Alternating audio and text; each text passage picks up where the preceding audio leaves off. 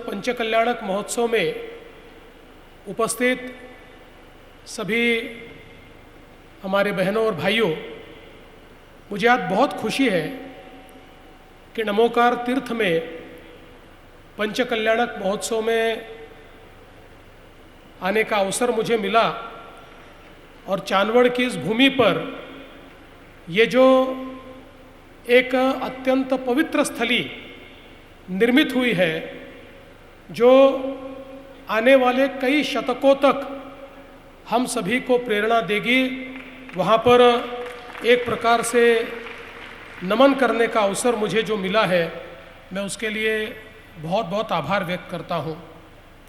आज मानवीय मूल्यों की गरिमा को प्रतिष्ठित करने वाले परम पूजनीय 108 कुंतु सागर जी महाराज, प्रसिद्ध अध्यात्मवेत्ता, महान तपस्वी संत परम पूजनीय प्रज्ञाश्रमण सरस्वतीचार्य श्री 108 देवनंदन जी गुरुदेव, इन सभी को मैं बहुत बहुत नमन करता हूँ। और विशेष रूप से आज के इस मौके पर समूचे मानवता को संदेश देने वाले हमारे जैन तीर्थंकरों को मैं नमन करता हूँ। उनके चरणों में मैं यहाँ पर नतमस्तक होता हूँ।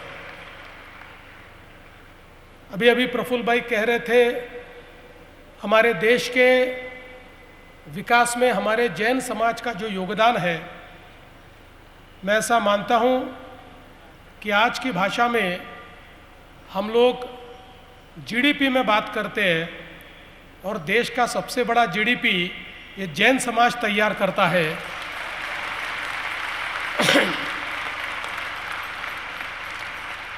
लेकिन जैन समाज केवल जीडीपी तैयार करने वाला समाज नहीं है, तो सबसे ज़्यादा सेवा कार्य और दान करने का काम भी यही जैन समाज करता है। और मुझे ऐसा लगता है कि जो अपरिग्रह की संकल्पना हमको सिखाई गई है, उस संकल्पना को अपने अपने पद्धति से हमारे समाज के लोग यथार्थ में लाने का प्रयास करते हैं कि जो मिला है वो मेरा नहीं है, जो मिला है वो समाज का है, वो मानवता का है, ऐसा समझकर अलग अलग प्रकार के प्रकल्पों के माध्यम से, दान पुण्य के माध्यम से, अलग अलग संस्थाओं के माध्यम से जो कार्य चलता है, मैं ऐसा मानता हूँ वो भी बहुत महत्वपूर्ण इस प्रकार का कार्य है।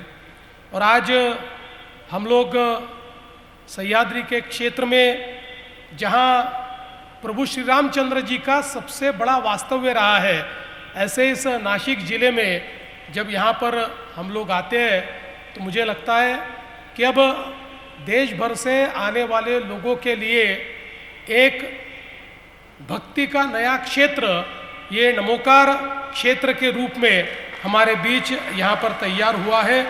और मैं ऐसा मानता हूँ कि ये भी बहुत महत्वपूर्ण है।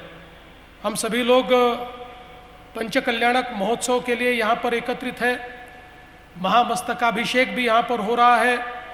एक अपूर्व और दुर्लभ इस प्रकार का योग है, ये कोई साधारण अनुष्ठान नहीं है। तो मैं ऐसा मानता हूँ कि जीवन के संपूर्ण चक्र का महोत्सव ये पंचकल्याणक महोत्सव है, इसलिए हम सब लोग यहाँ पर आए हैं। हमारी संस्कृति में पंच महाभूतों को हमने सर्वोच्च स्थान दिया है। जल, पृथ्वी, आकाश, वायु और अग्नि, ये पृथ्वी का भी और मानव शरीर का भी संतुलन रखते हैं।